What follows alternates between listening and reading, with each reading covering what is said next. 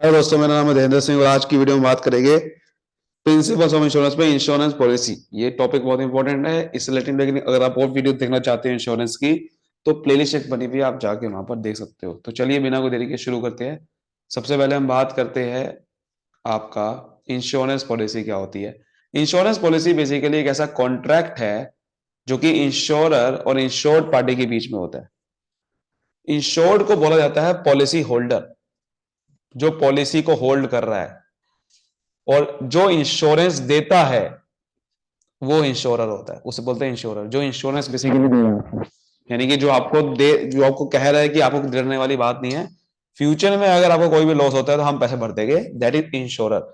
और जिसके लिए इंश्योरेंस करा जा रहा है, यानी कि जिसको दिया जा रहा है वो इंश्योरेंस, उसे बोलते हैं इंश्योर्ड।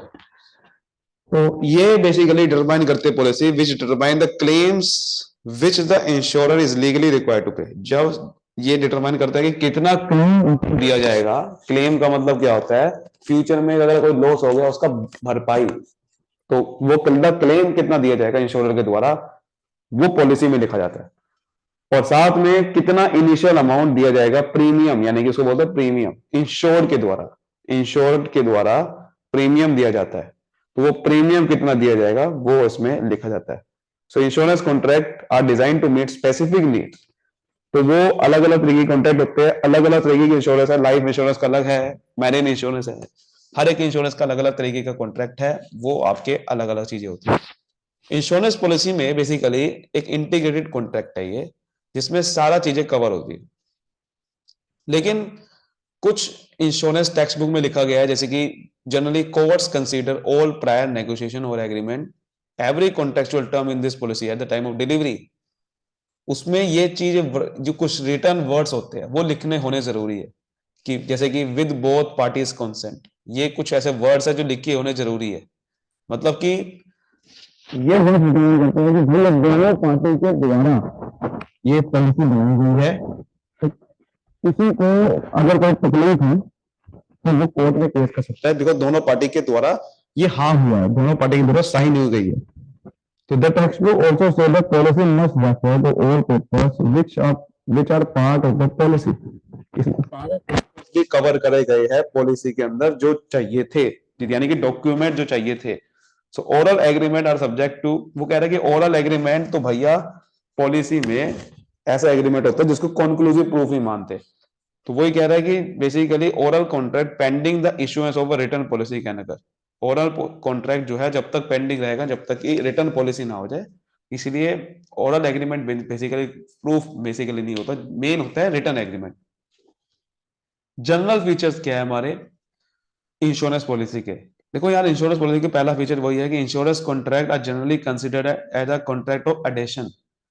मतलब कि ये कॉन्ट्रैक्ट ऐसा है जो जल्दी से चेंज नहीं कर सकते। एक बार अगर दोनों पार्टी एग्री कर गई, बन गया, तो चेंज नहीं कर सकते, because insurer draws of the contract, insurer बनाता है वो।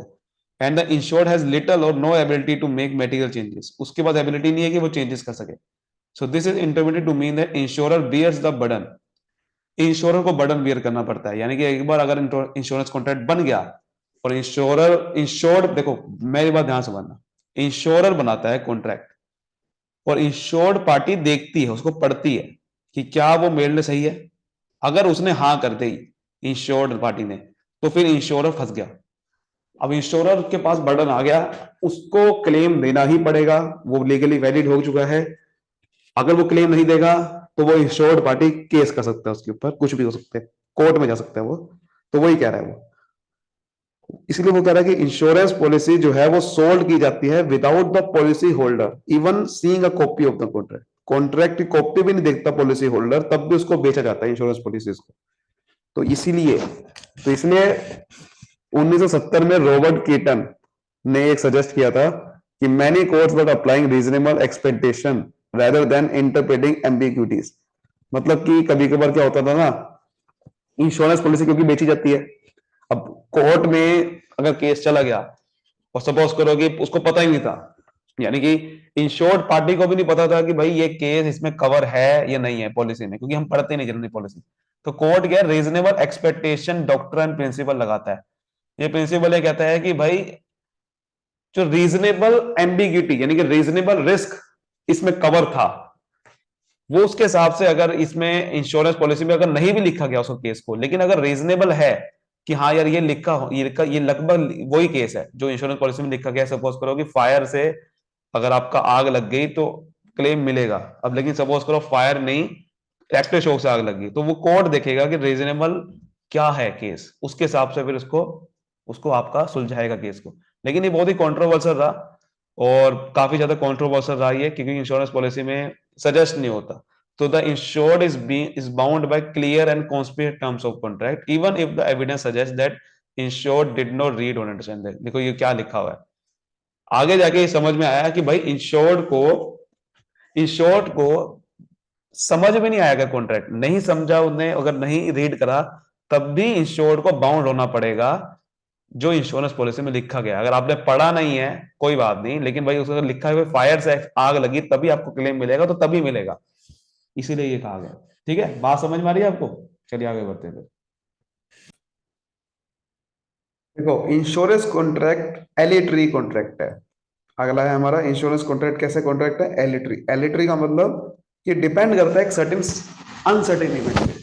ये बेसिकली बहुत सारे कॉन्ट्रैक्ट होते हैं, जैसे गैम्बलिंग का कॉन्ट्रैक्ट है, तो वो सारे जो कॉन्ट्रैक्ट है ना, वो कुछ अनसर्टेन इवेंट पे डिटरमाइन करते हैं, यानी कि फिक्स नहीं होता उसमें कुछ भी। तो इसलिए इंश्योरेंस कॉन्ट्रैक्ट वैसे ही है कि अगर रिस्क पे डिटरमाइन करता है ना, वो कैसा रिस्क है, वो होगा इवेंट फ्यूचर में, होगा नहीं होगा कुछ पता नहीं, तो ये फिक्स नहीं होता कि क्लेम मिलेगा ही मिलेगा, ये क्या ऐसा चीज होता है ना, वो लिखा हुआ है। तो amount exchange by the insurer are unequal and depend upon uncertain future events. मैंने आपको बताया ना, फ्यूचर इवेंट्स अनसर्टेन है, फ्यूचर में कुछ भी हो सकता है। So ordinary non insurance contract are cumulative. किसी किसी इंश्योरेंस कॉन्ट्रैक्ट में अमाउंट फिक्स होता है, जैसे लाइफ इंश्योरेंस में तो लगभग फिक्स ही होता है, इतना ही मिलेगा पैसा, लेकिन ज्यादातर रिस्क वालों में फिक्स नहीं होता। वो डिटरमाइन करता है कि फ्यूचर में अगर वो इवेंट होगा तभी मिलेगा। तो उसके बाद इंश्योरेंस को यूनिलेटरल है। यूनिलेटरल का मतलब है कि बेसिकली ये एक तरफा है, जैसे कि only the insurer makes legally enforceable promise in the contract, क्योंकि इंश्योरेंस पॉलिसी बेची जाती है इंश्योरर के द्वारा, इंश्योरर बनाता है। इंश्योरेंस पॉलिसी तो पढ़ता भी नहीं है सामने वाला, तो इंश्योरर के ऊपर लीगली रिक्वायरमेंट आ जाती है कि उसको क्लेम देना ही पड़ेगा। तो इंश्योर्ड के ऊपर जरूरी नहीं है कि प्रीमियम उसे देना पड़ेगा। वो नहीं कह सकता कि इंश्योरर कोर्ट में जाके कि देखो इसने प्रीमियम तो दिया नहीं, मैं कैसे दे दूं क्लेम ना, इंश्योरर फंसेगा। क्लेम वो की पॉलिसी वही बना रहा है ना।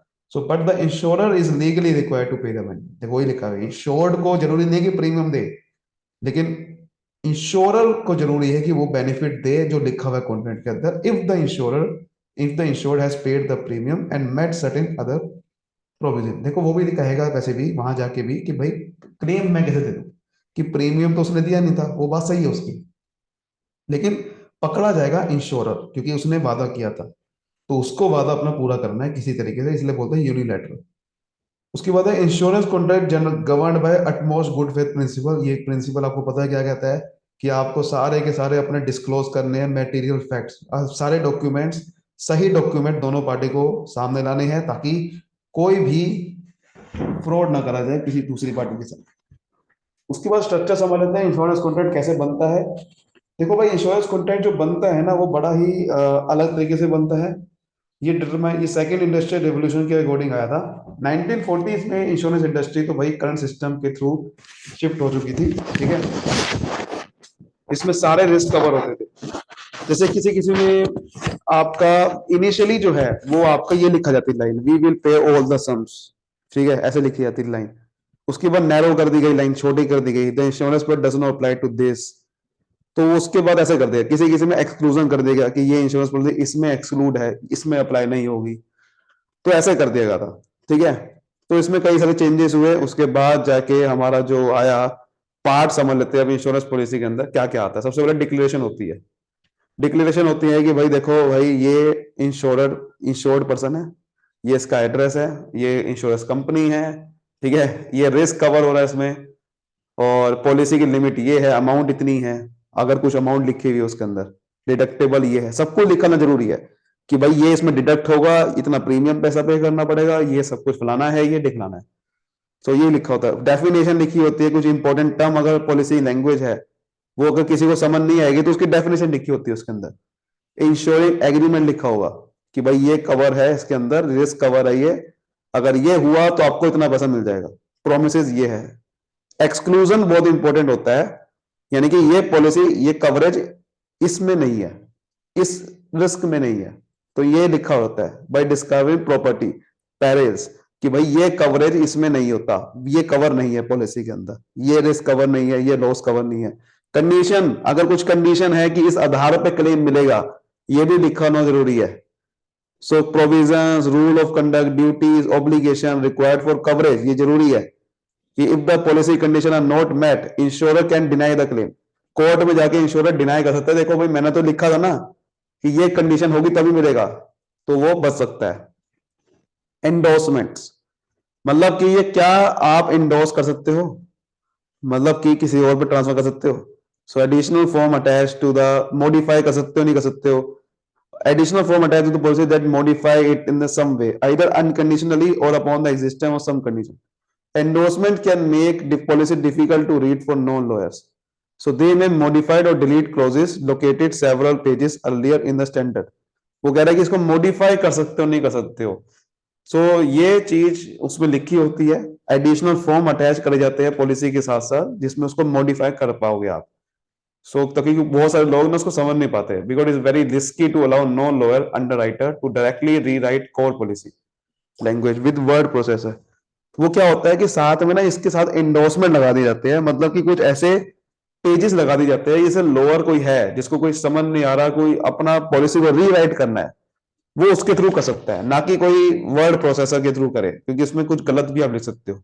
क्योंकि अगर आप MS वर्ड में क्या होता है, आप उसमें पॉलिसी में चेंजेस कर सकते हो अपने हाथों से, तो उसमें इसलिए एक सेवरल अटैच कर जाते हैं पेजेस, ठीक है, फॉर्म अटैच कर जाते हैं। पॉलिसी राइटर्स, पॉलिसी राइटर का मतलब है कि इसमें टर्म ऑफ पॉलिसी लिखी जाती है, term of policy amendment, and the amendment thereby becomes a part of the policy. कुछ अमेंडमेंट होगी तो writers are dated number so that कि ये पॉलिसी कब अमेंडमेंट हुई थी, so that both insurer and policy holder can determine provisions and the benefit level.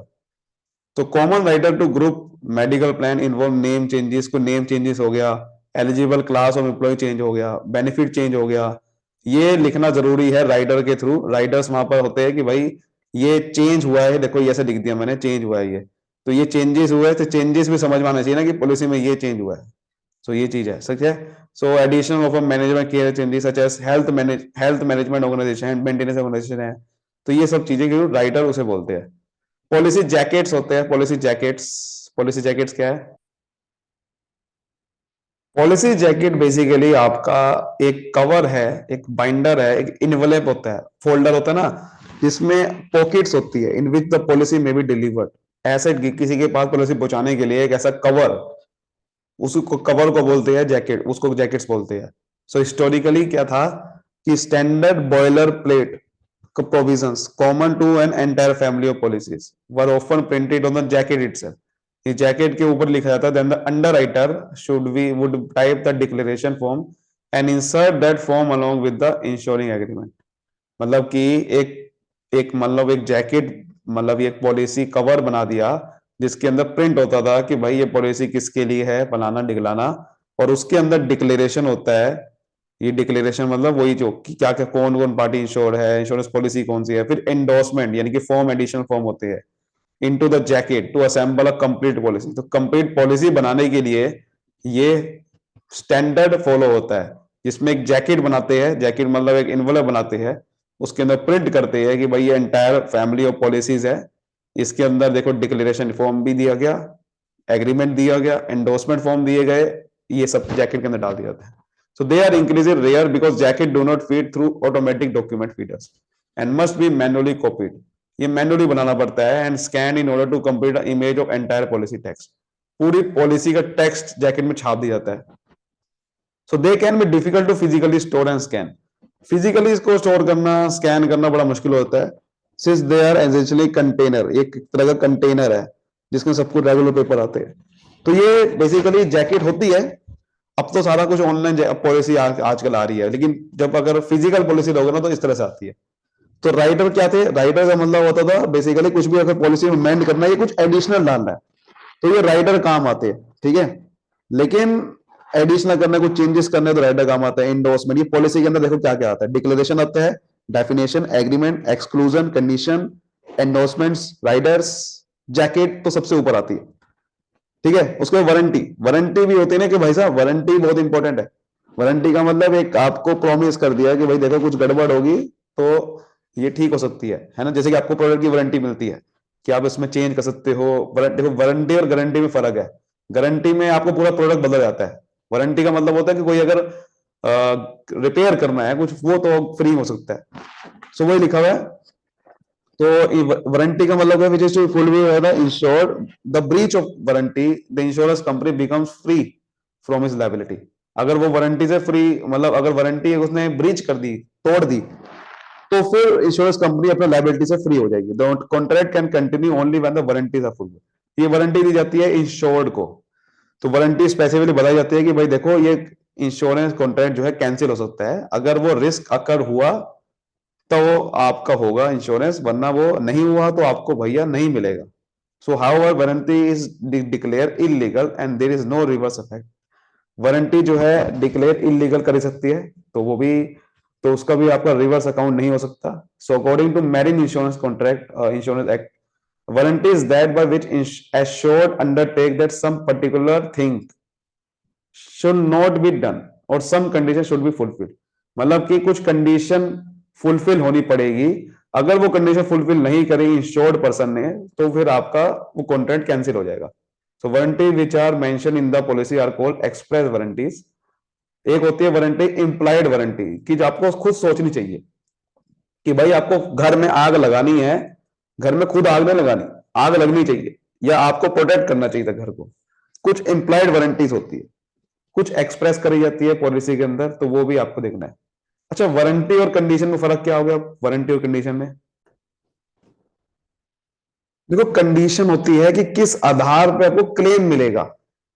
Warranty का मतलब होता है कि कुछ चीजें प्रॉमिस आपको, एक कंडीशन होता है कि इंश्योरर पार्टी आपको कौन सी कंडीशन, किस कंडीशन दे रही है, जैसे कि कुछ रूल्स रेगुलेशन जो कवर्ड है तभी इंश्योरर आपका क्लेम देगी।